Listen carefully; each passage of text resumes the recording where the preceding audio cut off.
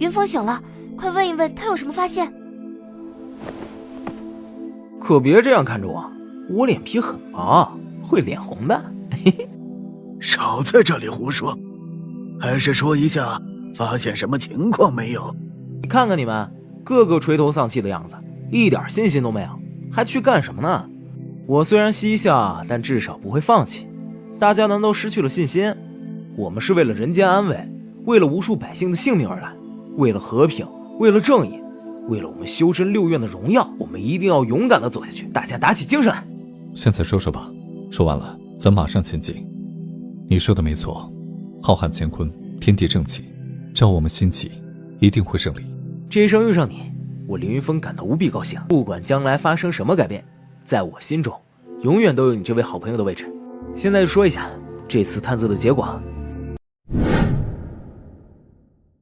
这林子四周的确隐藏着鬼物，只是十分隐蔽，而且据我猜测，极有可能是不死雪莉，或者是无间鬼煞。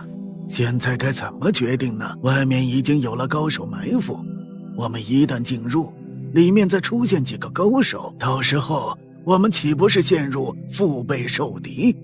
师父所说我心中明白，但是现在有一个问题，一旦靠近那化魂池，谁愿意进入其中去取那封魂符呢？此事异常凶险，相信大家心中有数，但是咱们事先必须有个计划。我愿意去，只要封魂符在其中，我就一定可以取回来。好，那既然这样，就这么定了。这阻挡外敌之事交给我们，同时为了稳妥起见，等我们稳住脚跟之后，我会随后下去帮你一起取回那封魂符，以便咱们早日返回人间。这一战关系重大，不仅仅是咱们的生命，也关系到人间界的安危，希望大家全力而为。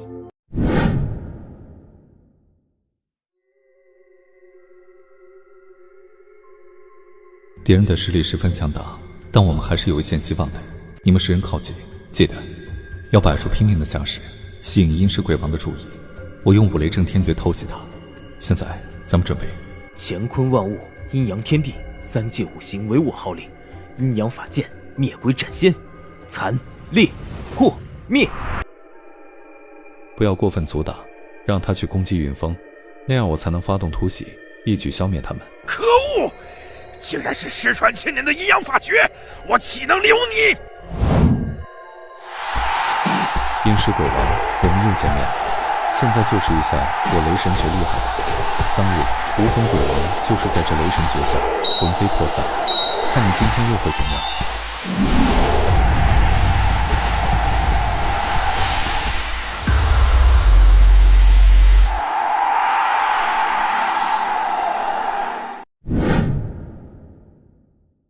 云峰受伤了，你看着他，我来收拾他们。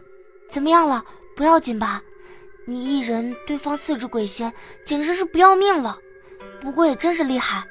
我没事儿，只要你扶着我，我就感觉一点事都没有。真的，不知道为什么，真舒服。说起厉害，我自然是厉害。不过告诉你一个秘密啊，我现在的修为还浅，还不能施展出阴阳法诀中最厉害的一招。等将来我的修为深厚了，那时候你才知道我的厉害。就会逞强，整天光是吹牛，你还是好好修炼吧。等将来真的厉害了，再说也不迟。这次我们能顺利逼走敌人，也算是运气。但我想，阴尸鬼王不会这样善罢甘休的，他们很可能不久后便会卷土重来。现在我们要做的，便是如何守护这里。这一点，我想问一下大家，这什么阵法在防御方面最为有效呢？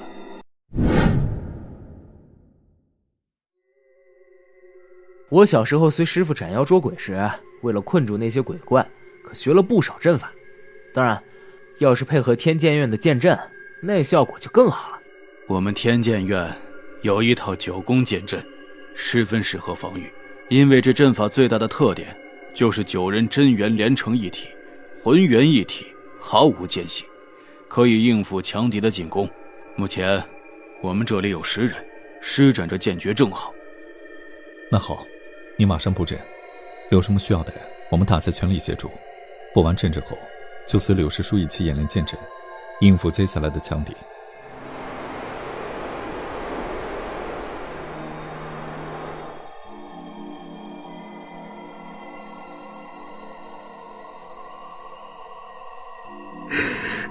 陆云，等着吧，等我将这血河图完全掌握，紫华吞日心诀修炼成时，那时你又算什么东西？到时候我会收回我失去的一切的。等我这次取回封魂符，看你怎么有脸回去见人。无数次，是你将我从生死边缘救回，我对你的信任已经如同相信自己一般。如今既然你带着我来这里，那么就照你的意愿，探索一下这里边究竟隐藏着什么。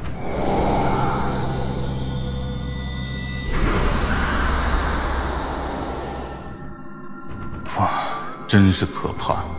我以千幻大法连续幻化数种空间，都没有迷失他的心智，还最终被他夺去了化魂符，简直令我千魂鬼笑，不敢相信。人间什么时候出了这么可怕的修道人，竟然对我的千幻大法没有一点感觉？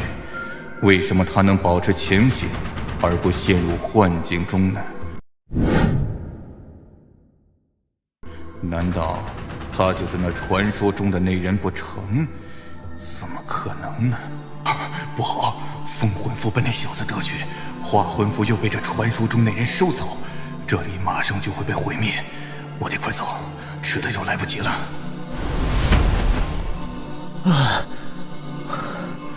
真是累死我了，我要休息一会儿，不然就起不来了。好，你就休息一下吧。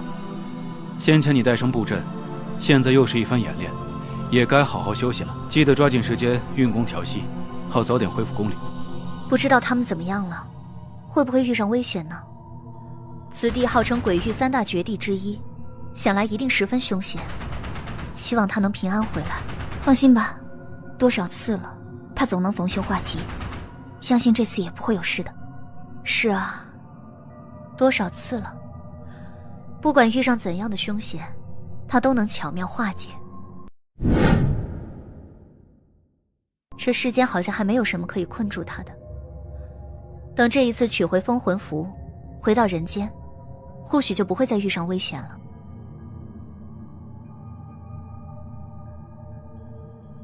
大家注意，有敌人靠近。大家小心，这一次敌人运用人海战术，就是想消耗我们的功力，然后趁机消灭我们。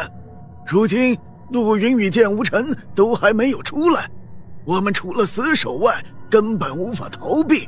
此刻已经到了最关键的时候，即使只剩下一兵一卒，也得将这里守住。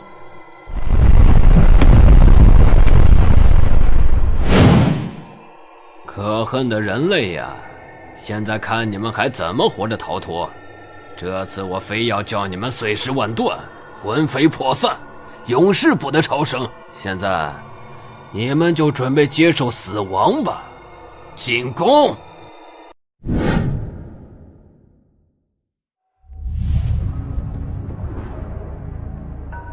云峰，这阵法能够抵御多长时间？能不能支持到陆云他们回来？这事情很难说，陆云什么时候回来，我们目前无法得知。再者，敌人的数量如此之多，其京东合击战术威力实在强大。这阵法我也是第一次施展，威力怎么样也都只是传说，我也不清楚。所以，大家还是做好最坏的打算。看这样子，想要阻止敌人已经不可能了，唯一的希望就是能够拖延一段时间，那样我们的时间就充足一些。另外，也保佑陆云早点回来，不然我们就真的毫无生机了。他们此时少了2人，是不是已经进入了化魂池？要是真被他们取回封魂符，那可就完了。你不要杞人忧天，就算他们取回封魂符，也无法活着离开这里。而且最重要的是，这化魂池凶险无比，连你我都不敢下去，他们说不定早已死在了下面。你认为呢？不要高兴得太早，他们也不是傻瓜，如果没有点本事，岂会白白下去送死？一旦他们取回封魂符，那时候谁敢阻拦？这一点你可要想清楚，免得到时候后悔莫及。你莫要长他人志气。这封魂符在化魂池中已经13天，只要过了最后2天，就会完全毁灭。如今，就算他们取回封魂符，其威力也是大不如前了。到时候谁怕谁还很难说呢。发动剑阵，全力守护！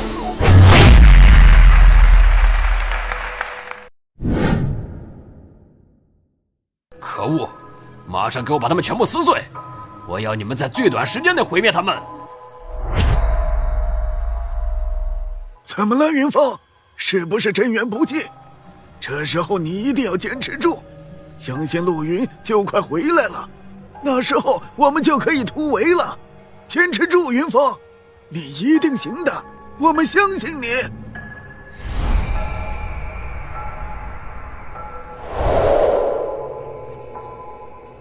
云峰，你要坚持住，绝对不要放弃，相信我们一定会逢凶化吉，一定会撑过去的。坚持，坚持啊，云峰！我今天才知道，原来泪水是咸的。师妹，护住云峰，同时尽力恢复真元。这里我们先守住。你们倒是挺重情义的，可惜呀，这里是鬼域，不需要这种婆婆妈妈的玩意儿。这一次，你们谁也别想活着离开，那些道别的话就留在地狱去说吧。现在，你们还是好好品尝一下死亡的滋味吧，继续进攻！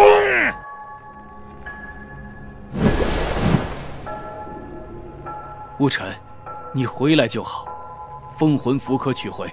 陆云呢？他怎么样？为什么没有与你一起回来？是不是遇上什么危险了？快说话呀！陆云我没有遇上，不知道他怎么样了。封魂符我已经取回，我们马上离开这里，赶回人间。子阳兄，现在封魂符已经取回，为了完成任务，在这种情况下，我们只能忍痛割爱，放弃许多了。现在我们全力护着无尘突围，不管我们是死是活，也一定要让他回到人间，那样才能完成任务，保卫人间和平。他们呢？此时他们都身受重伤，我们一走，他们就必死无疑。我必须要带着他们一起离去。不管如何，既然是一起来的，就一定要一起回去。这绝对不行！此时此刻情况紧急，要是带着他们，就只有死路一条。我们必须以大局为重，果断决定放弃他们，这才是正确的选择。现在，我就召回张傲雪与苍月，要他们一起协助无尘冲出鬼域，返回人间。至于这里受伤的人，就只有看他们各自的命了。这一点我办不到，要走你自己走。我宁愿趁死在这里，也要守住他们。至于傲雪与苍月，他们是否愿意随你离开，你自己问。反正我是不会走的。远阳，你呢？我和师叔一样，要死同死，要生同生，绝不相弃。哼，蠢货！此时此刻还这么感情用事。封魂符事关人间安危，这个时候最重要的就是将其送回，不管付出多大代价都是值得的。可你们呢？留在这里除了等死外，还能怎么样？不管你怎么说，我们都不会抛下同伴，只顾自己逃命。要是没有他们，你能取回封魂符吗？忘恩负义！苍月，快靠过来！现在无尘已经取回封魂符，我们要一起协助他，马上突围，返回人间。陆云呢？他怎么没有出来？还有，他们呢？也一起离开了吗？时间紧迫，一切都要以大局为重。此刻已经来不及过问他们了，快与我一起护住无尘，突围出去，好将封魂符送回人间，完成任务。既然这样，那你们就走吧，我要留下来与他们在一起。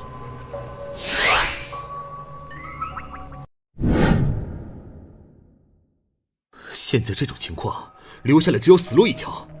你们两个，还是随我一起离开吧。任何事情都是要付出代价的，难道不是吗？既然这样，你又何须多问？我们是不会走的，要走也得大家一起走。吴晨，快走！他们既然一心寻死，放着大事不顾，感情用事，我们没有必要陪着他们一起死。我们来这里的目的已经达到，就必须马上回去。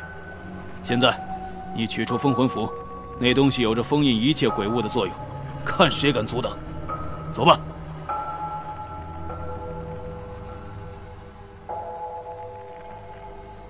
封魂符，封魂符，封魂符！环妹，这里就交给你，你收拾这些人之后，马上来与我会合。我先去追击这人，同时传告整个鬼域，务必要守住鬼域人间的出口，将那封魂符夺回来。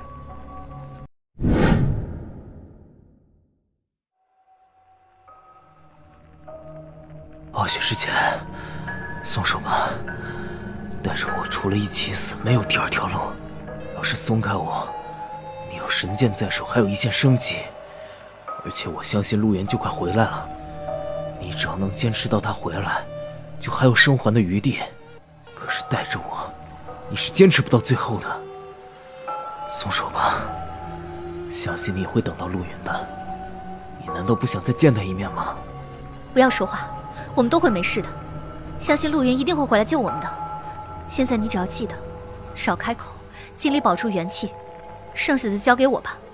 师姐，你还是放手吧。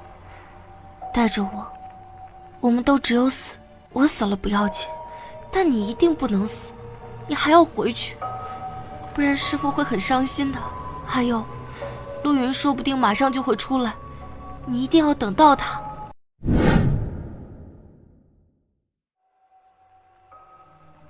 那时你们或许还有一线生机，不要浪费生命。你要好好的活下去。修真是很寂寞的，一个女人在遇上自己喜欢的人的时候，一定要勇敢，一定要努力。我死后，将来师姐记得把我的墓碑与云峰的立在一起，那样我也就心满意足了。不要胡说，你不会死的，有师姐在，就绝对不会让你死。师姐还等着喝你与云峰的喜酒呢。振作一点，坚持住，我们一定可以活着离开这里的。你要对师姐有信心。师姐，你看看现在，我们还能坚持多久？除了你与张傲雪外，其余人都陷入了绝境。这一次的鬼域之旅已经走到了最后，是该结束的时候了。虽然这样的结局有些惨淡，但起码这也是一种结局，不是吗？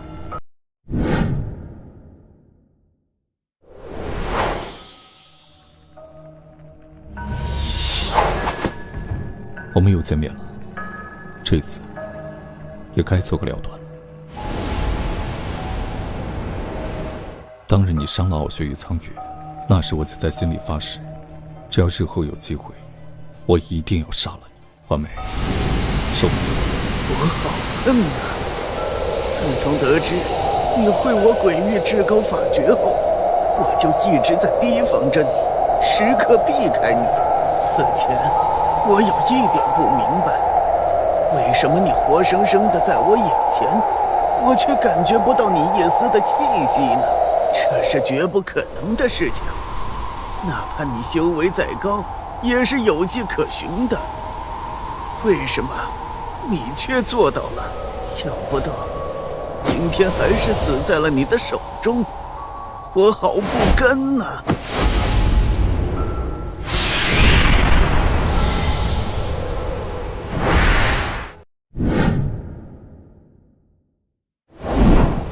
小心，快离开！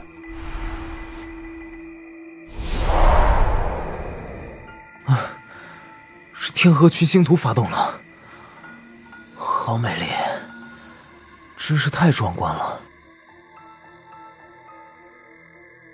这化魂池马上就要毁灭了，到那时将产生一股强大无比的力量，恐怕这天河群星图也挡不住它。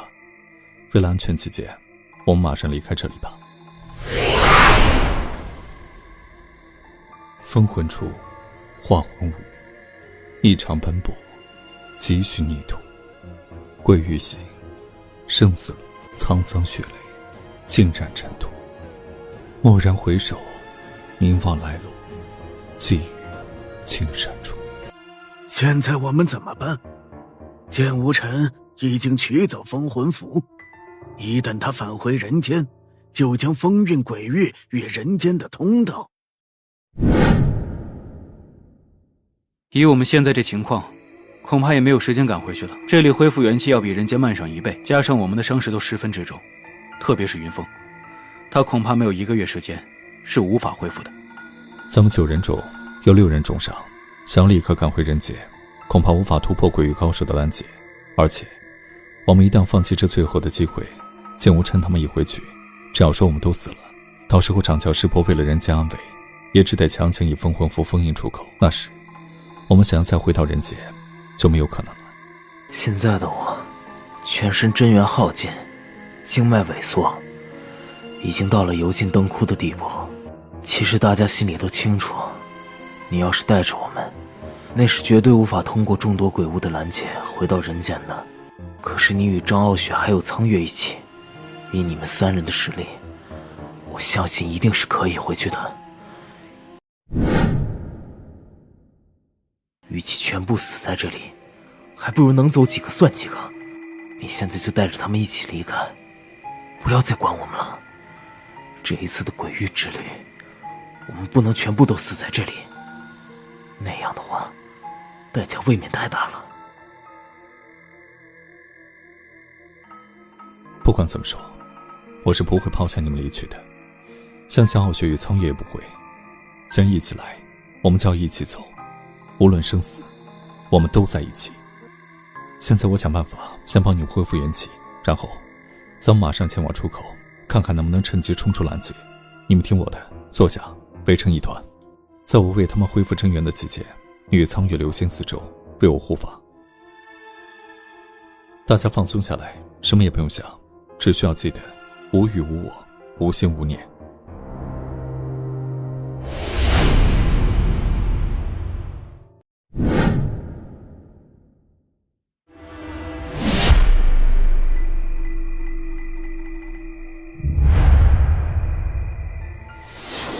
你没事吧？要不要紧啊？快坐下调息一下。没事，不用担心，只是真元消耗过多而已，一会儿就好了。他们6人中除了云峰之外，其他人都恢复了近40%实力，有机会可以一搏了。至于云峰嘛，他伤势过重，我暂时只能稳住他全身的经脉，以后还需要慢慢调养。现在我们就去试一下，希望还能来得及。走吧，有什么事情路上再说。师叔，看这情况，恐怕不容易闯过去啊！现在我们已经消耗了许多真元，再这样下去，就只有累死了。你看现在该怎么办？现在我们已经走到这地步，只能是硬着头皮往前冲了。趁现在那几个高手还没有出手，我们必须闯出这阵法，靠近出口。只要到了出口处，我就有办法了。你再次施展封魂符，强行将阻挡我们的鬼物逼开。时间已经不多了，再拖我们，就算冲到出口处，也没力气回去了。几次施展，已经使得封魂符上的裂痕变大，我怕继续施展会损坏封魂符，到那个时候，我们就无法完成任务了。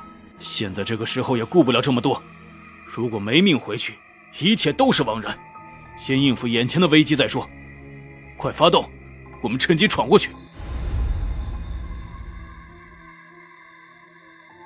雪莉、银罗，你们可发现这小子身上有何不同之处？这个人很不简单，他的左手中有一股十分古怪的气息，可以克制一切的阴魂鬼物，我就差点毁在他的手上。此人身上的气息很古怪，竟然带着很隐蔽的鬼域之气，我感觉到他身上有一种神秘而可怕的东西。他身上有什么暂时不知道，但其神秘程度绝不在那手握封魂符的少年之下。现在我们还是仔细看吧，说不定有些事情一会儿就知道了。傲雪、苍月，你们带着大家向前冲去，我来断后。想逃没那么容易，别忘了这里是鬼域，只准来，不准去！现在你们就把命留下吧，全都给我回去！大家小心，全力防守。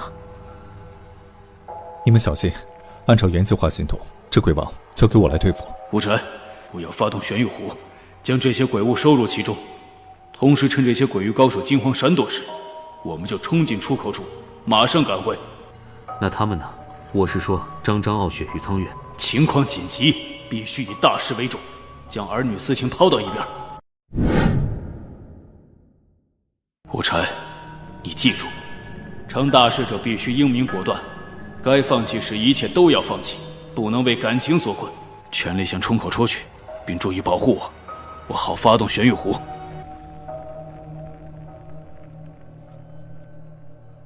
可恶！都是你们这些可恶的人类！要不是你们吸引了我们大部分的注意，那两人岂能有机会突然发动那鬼玩意儿，带走了封魂符？为了惩罚你们的可恶，我要活活剥了你们的皮，抽了你们的筋，喝掉你们的血！大家小心，咱们现在唯一的机会便是冲入出口通道，一旦他们封闭了通道，咱们就完全没有希望了。大家请跟我，傲雪、苍月，你们护住左右两翼。师傅、风师兄，你们断后，我们走。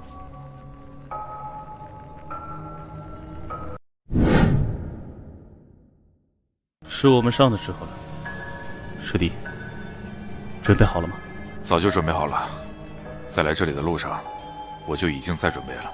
来吧，尽情一点，不要让鬼域的魔物轻看了我们汝元的弟子。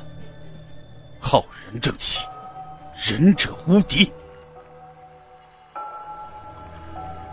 你们休息一下，这里就交给我们吧。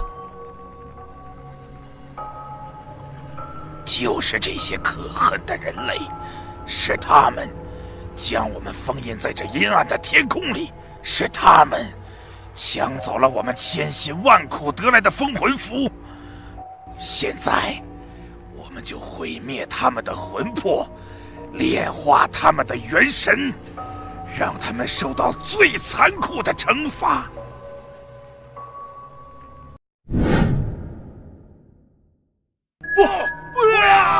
这个时候，我们一定要坚持住。虽然通道已经被封印了，但是我们还是要寻找机会返回人间界。师叔，不要放弃，只要不倒，我们就还没有输。大家都站起来了，我们也不能被这些鬼物看扁了。来吧，就算将来魂飞魄散，我们也永远会在一起的。愚蠢的人类，真是感情丰富，婆婆妈妈。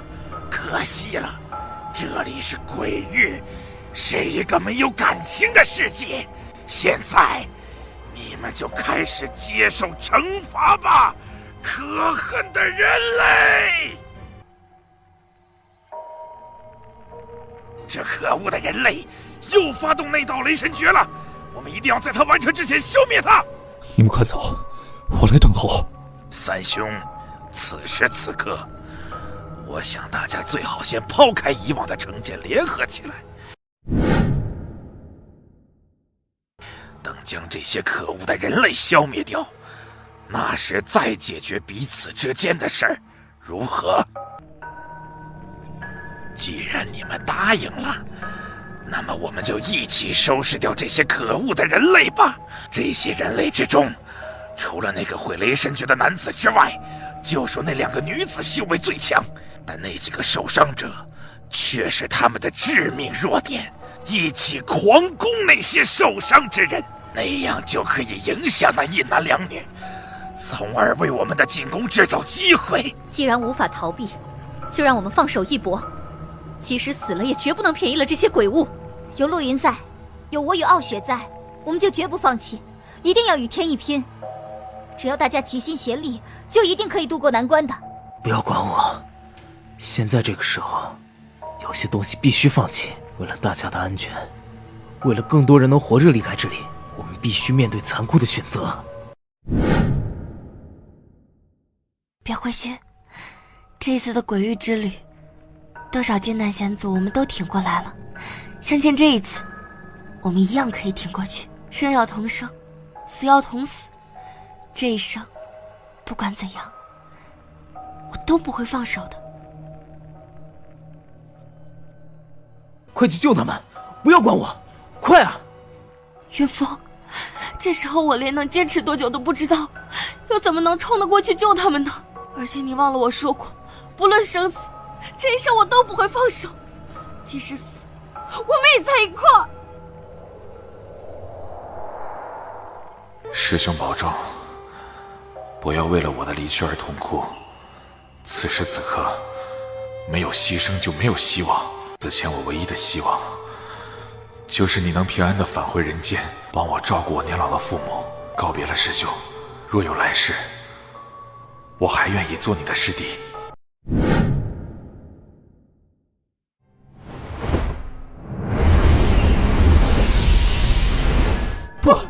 不要！浩然正气，仁者无敌。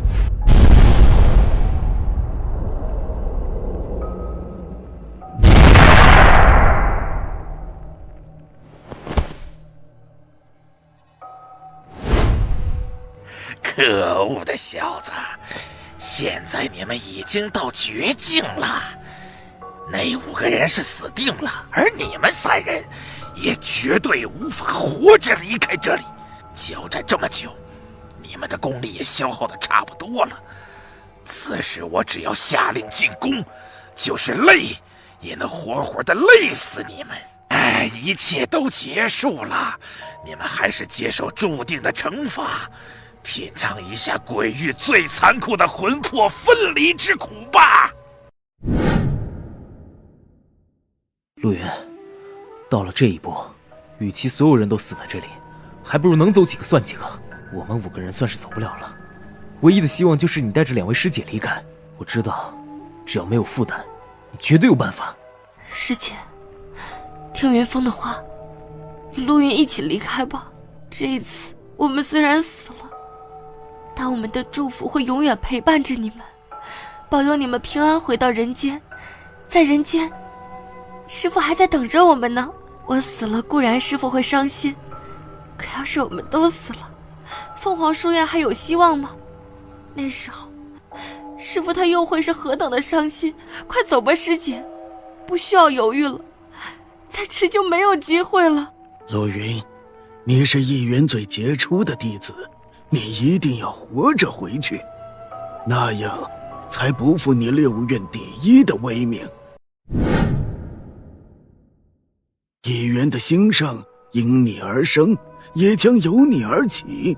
为了一元，为了人间，更为了你与傲雪还有苍月的生命，你都必须活着回到人间去。现在既然走到这一步，我这个做师傅的只希望你能听我一句话，那就是放弃我们，全力突围，带着傲雪与苍月活着回去。傲雪，你过来，我以长辈的身份命令你，马上以真元封住我的6阳玄魂星脉。我要在死前施展玄阳解体大法，以爆发出7倍功力，为你们制造最后的机会。师叔，请说傲雪不敬。这一次我不能听您的命令，只要傲雪不死，就绝不会一个人独自离去。现在大家都不要放弃，相信我们一定可以战胜这帮鬼物，重新回到人间。傲雪，不要自欺欺人了。你们3个人只有放弃我们，才可能有一线生还的希望。可要是一直与我们在一起，就只有死路一条。刚才云峰已经说了，与其全部死在这里，还不如多几人活着，那样不是更好吗？听师叔的话，连同我的6阳玄魂心脉一起封住。我也懂得玄阳解体大法，可以在死前助你们一臂之力。活着返回人间，想法很不错，可惜还得问问我们答不答应。即使我们给你们机会，可这一生你们也是回不去了。因为通道已经被封印住，你们注定是回不去了。通道虽然被封，但是我们还有个地方可以回去。风师兄，你当初不就是从那个地方进来的吗？咱们就从那里回去。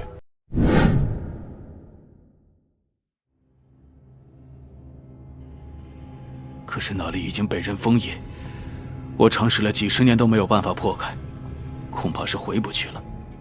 师兄，你无法破解，我却可以。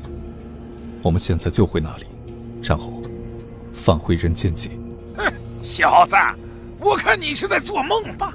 现在你还想回去，那是绝对不可能的。陆云，既然你有办法解开那封印，回到人间，那你就带着傲雪与苍月快走，不要管我们了。只要你们3人能平安回到人间，我们也就死得其所了。傲雪，等下你记得以真气将他们5个人的身体托起，跟在我的身后。苍月，你负责众人的安全，其他事交给我吧。陆云，你不要干傻事，不管怎么样，我们都要一起度过。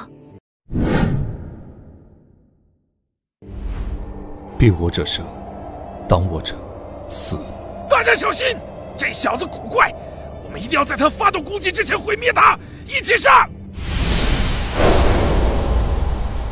接下来，大家所闻所见，不要想太多，不要太过在意，将来的事顺其自然。我不希望大家心里有着太多执着与叹息。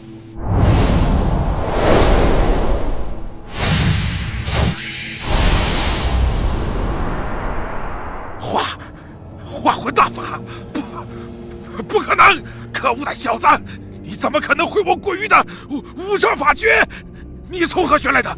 这根本就不可能！可是你现在才知道，已经晚了。现在咱们就看看，是你们这些鬼物霸道，还是我这个来自人间的人类厉害？千影血魅，小子，你究竟是如何收服这千影血魅的？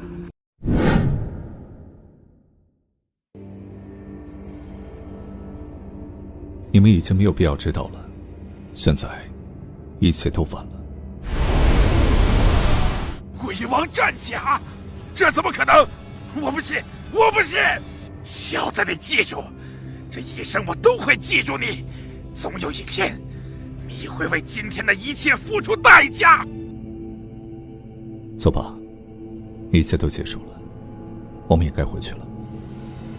我们还是走吧，他们5人身上都有重伤，在这里久了对他们也不好。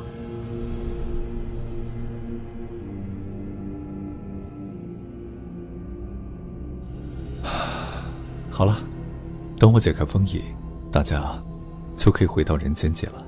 我们马上就可以回到人间，回到异元了，对吗？就是这里，当初我就是从这里进来的，可后来就被人给封印了。就是这里，当初我就是从这里进来的，可后来就被人给封印了。我以前试了很多次，可一点用都没有。这封印可能是佛家的，与我们所学的不同。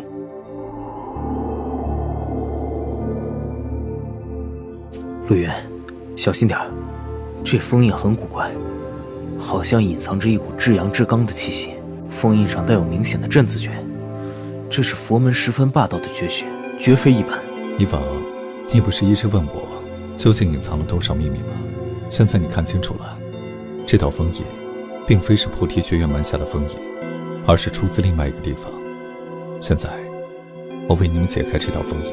任何法诀都有一个最基本的特点：同线相吸，异性相斥。只要能够将自己真气的频率调到与对方一致，便能够轻易的靠近，并且渗透。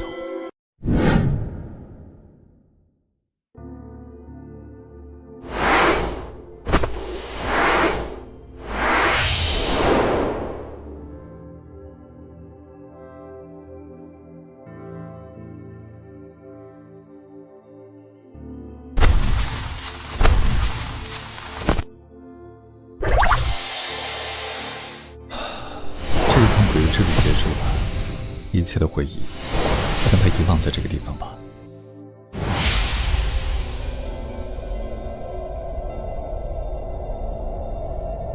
们先休息一下，我将那处通道封印住。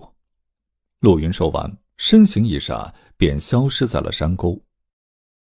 这一次的鬼域之旅凶险诡异，然而这一切都已经结束了。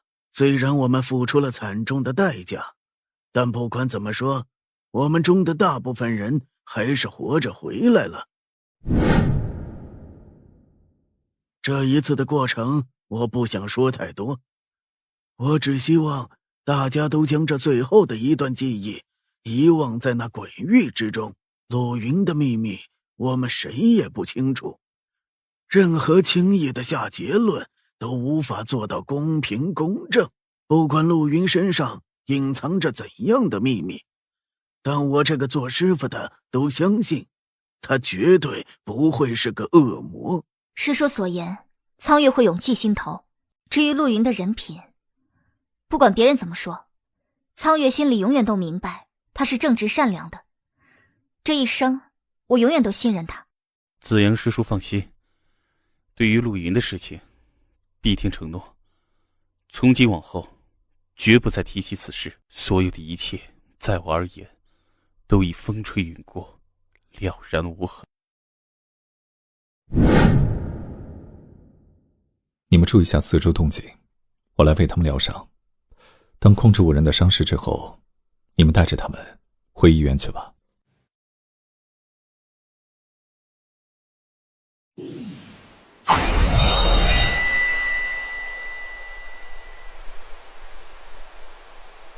陆云，我们一起回医院吧。你曾经说过的，哪怕山无棱，江水为竭，天地合，此心不灭，你还记得吗？既然秘密暴露了，那就无法留下了。这一生我的路与你们不同，所以有些事你们也不懂。在进入还魂之前，我就打算离开医院了。本来只想平静的离去，给大家留下一段美好的回忆，岂料天逆人愿。那你以后有什么打算？云游天下继续修炼，还是另寻一处修真别府，又或是放弃修炼，干点别的什么？天色不早了，我们也该回医院了。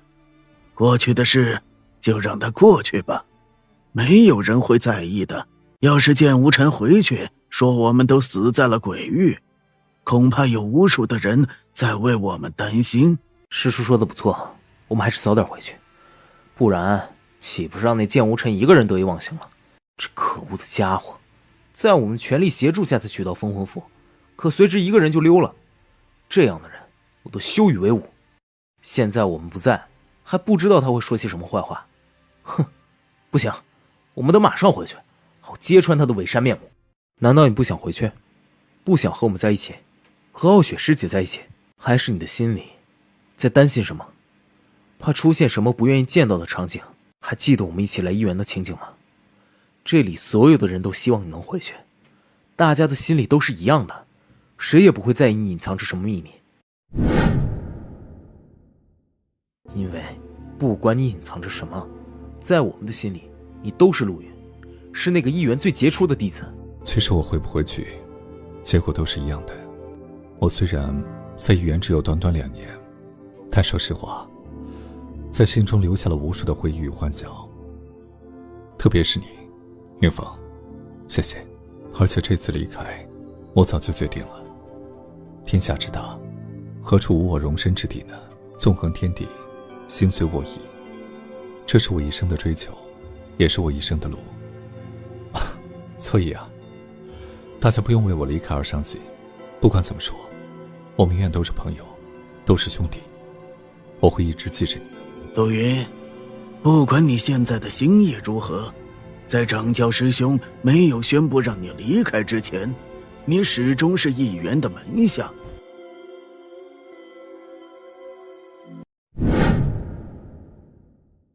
这一次的事情肯定会对你有所影响，既然你暂时不想回去，那你就一个人在外面待一段时间，也算是一种历练。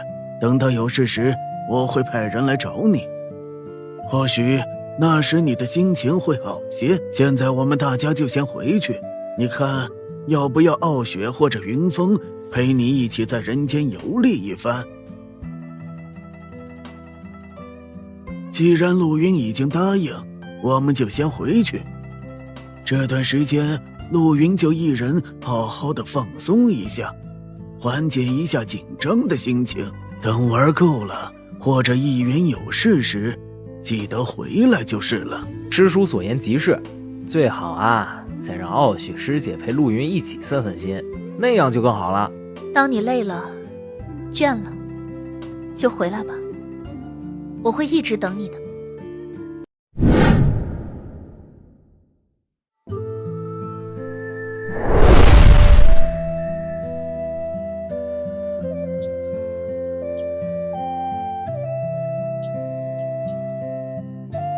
师父，谢谢你。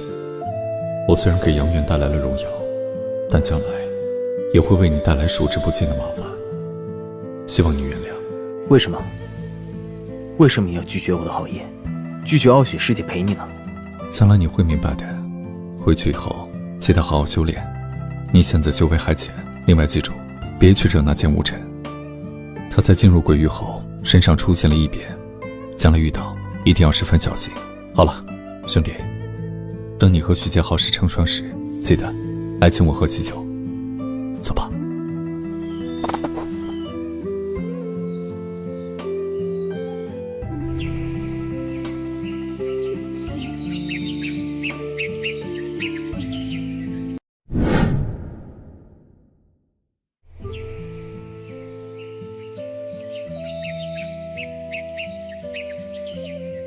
你的心里藏着太多的秘密，已经不堪重负了。希望再见的时候，我看见的还是那个温文尔雅、傲骨柔肠的陆云。那时，我的脸上会有笑容的。希望再见时，我不会让你哭泣。这一生，你与傲雪两人，是我最不愿意伤害的。我祝福你。我们也会在心里祝福你，希望你平安，希望你早日归来。鬼域之旅虽然凶险，但却给我留下了永生难忘的经历。下一次，当我们再相遇的时候，会是什么时候呢？当有一天我凌驾于9天之上时，我会回来，去找你，去找傲雪。那时候，所有的离愁别绪都不再靠近，欢笑是我最真的心意。保重身体，这是我带傲雪送给你的。不管何时何地，我们都等着你，直到你不再离去。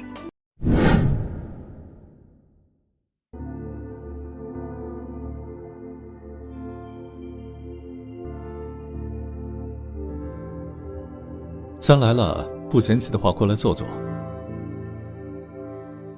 哈哈，难得在这荒郊野外遇上一位同道，咱们也算有缘。不知兄台高见大名，可愿相告吗？要是可以的话，咱们一起聊聊，也可以稍解寂寞。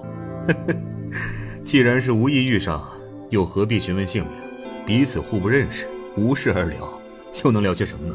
随意聊点什么都可以啊，不一定非要有什么目的。就比如，今晚你为什么会在这里啊？你呢？你又是为什么出现在这里？你这人真是一点亏都不吃啊！不过好在啊，我这人不在意吃亏。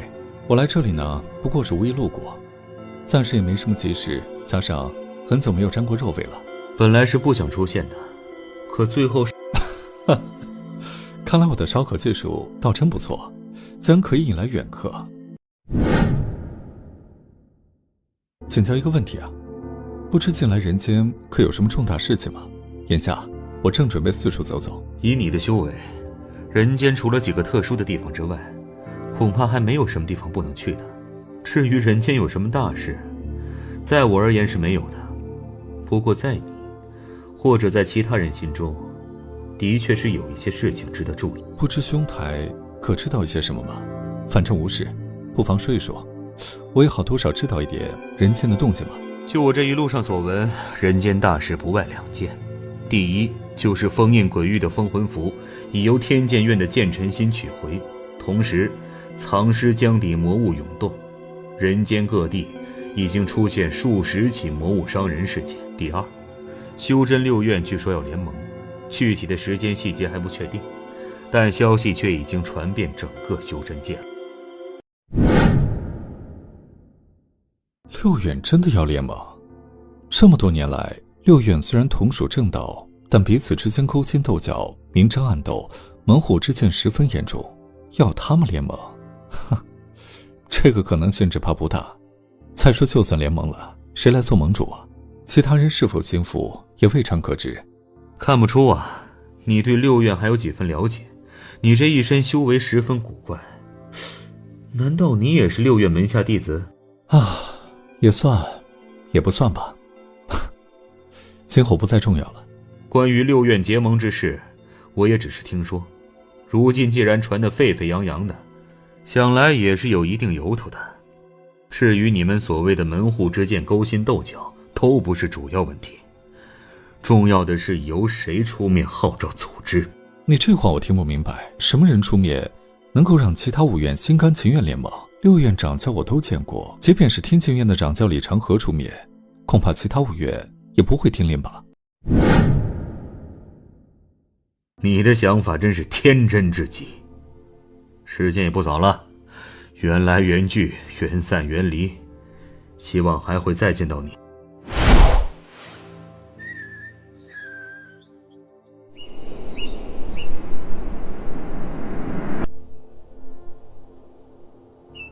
今天已经是第23天了，前往鬼域的人还没有一点消息。算算日子，留给他们的时间只有7天不到了。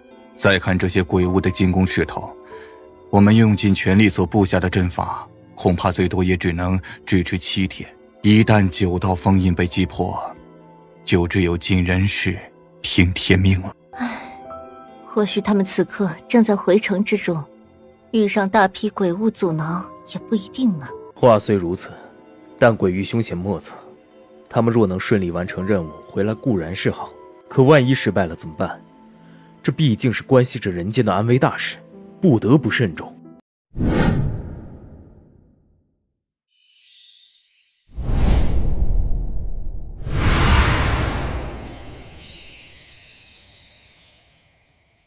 这是封魂符，是封魂符，他们终于不负所望，取回了封魂符，太好了，真是太好了！心头的大石头总算落下了。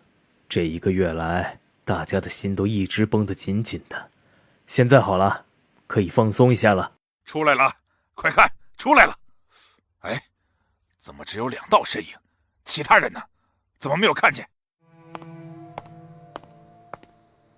怎么只有你们2人呢？啊，其他人呢？他们是不是在后边？等一下就出来。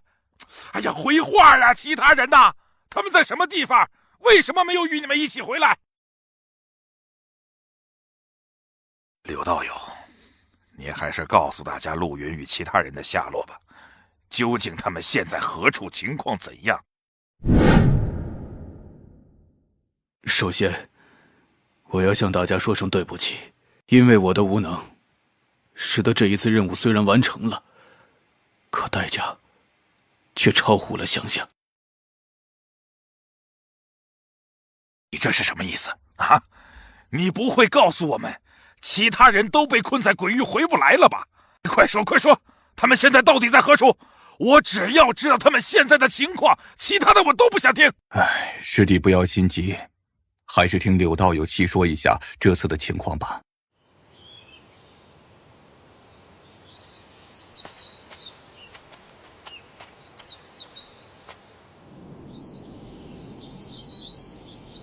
在鬼域与人间的通道处，我们遇上了前所未有的攻击，2位鬼王，3只鬼帅，鬼域3大凶邪以及12只鬼仙，外加上万的鬼兵。正好这个时候，陆云他们也赶来了，看样子也是想赶回人间。很快，所有人都陷入了困境之中。陆云一行9人中，除了陆云、张傲雪、苍月3个人还有在阵之力外，其余6人真元全部耗竭，到了油尽灯枯的地步。吴尘当时以封魂符逼退鬼域高手，我拉着他趁机进入通道。吴尘不愿意走，一心想回去营救众人，只可惜那一刻一切都来不及了。为了人间的安危，我强逼着吴尘选择离去，返回人间。可恶！你们这2个自私自利、忘恩负义的混蛋，要不是陆云他们相助，你们能取到封魂符吗？啊！没有他们引开鬼域高手，你们能返回人间吗？可你们呢？为了活命，就丢下他们不顾，自己逃了。你们这样的人，还算什么正道高手？我都为你们感到羞愧。你们既然知道他们在里面，为什么出来之后不通知我们前往营救，而是封印了通道？你这不是存心要置他们于死地？玄阴道友，不要激动。你现在的心情，我完全可以理解。当初嘉浩死在无魂剑时，那一刻的心情，我不比你好多少。我自然希望所有人都能平安归来，可现在已经到了这一步了，说什么都晚了。至于最后封印着通道，那也是没有办法的事。如果不将其封印住，里面的鬼王、鬼帅、鬼仙就会追来，到那时会是怎样的一个结果，相信大家也可以想象得到。唉，现在说这些都晚了。这一次能够取回封魂符也算是完成了任务，至于陆云等人的生死，现在还是个未知数。毕竟在柳道友离开时，陆云、傲雪、苍月都还活着，并没有死，不是吗？就算活着，这一生他们还能回到人间吗？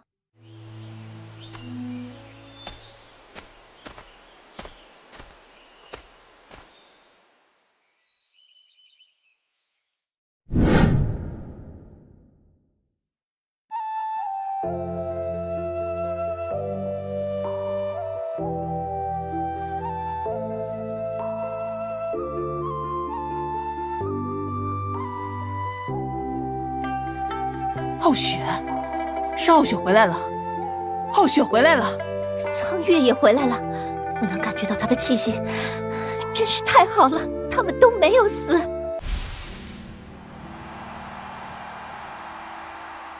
两位看样子神色不错啊，我们又见面了，很令两位吃惊吧？大家都平安回来，真是喜事一件，这样我的心里就不再难过不安了。你的好意我们承受不起，从今往后我们大路朝天，各走一边，免得拖累了你们天剑院的高人，我们可高攀不上。对了，怎么没有见到陆云？他没有与你们一起回来吗？这一次的鬼域之旅，大家都承受了很大的压力，特别是陆云，无数次当我们身陷绝境时，都是他奋不顾身的相救，才使得大家转危为安，平安回到人间。在目睹了杜丽壮烈牺牲后，陆云感触很深，所以我让他一个人静一静，等心平气和后再回义园继续修行。能平安回来已经是不幸中的大幸，那些不愉快的事情暂时不要再提了，先好好休息一下，有什么话一会儿再说。走吧。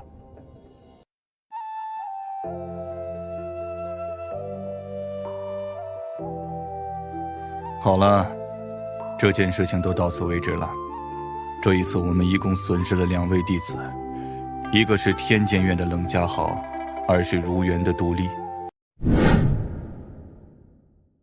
我们将在鬼域出口处刻2座2人的石像，以纪念他们的事迹，弘扬正气。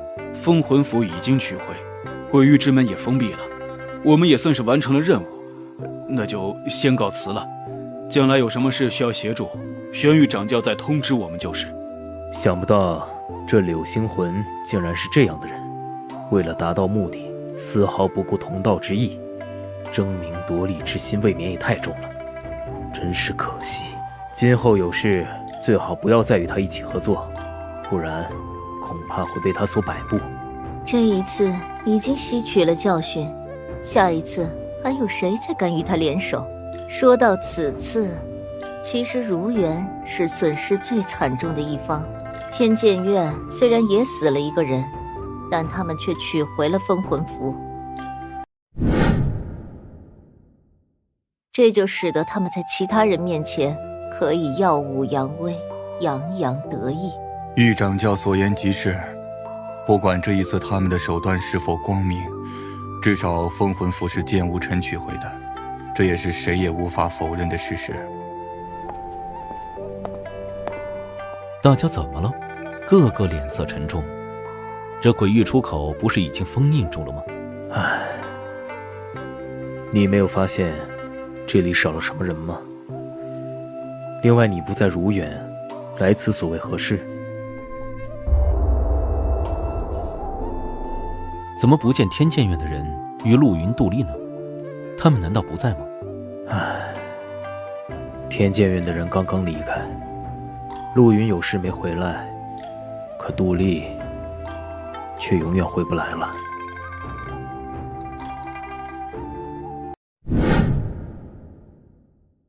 真让人不敢相信，不久前还活生生的少年，仅仅不到1月时间就永远的去了。世事无常，沧海桑田啊！这些让人伤心的事情，先放一放，说说你这次来的原因吧。其实这一次来，是有2件十分重要的事情告诉大家。第一，从菩提学院得来的消息，人间已经出现数十起魔物夺命的事情，而魔域出口苍石江近来也魔气大盛，魔域高手频繁现身，情形十分不利。第2件事情是从天剑院传出的，据传6院将在不久之后组成一个6院联盟，推选出一位盟主，带领6院共同抵御玉之3界的进攻，以便应付这场人间浩劫。至于最后的联盟方式，据说正在制定中，等制定好后就马上联盟。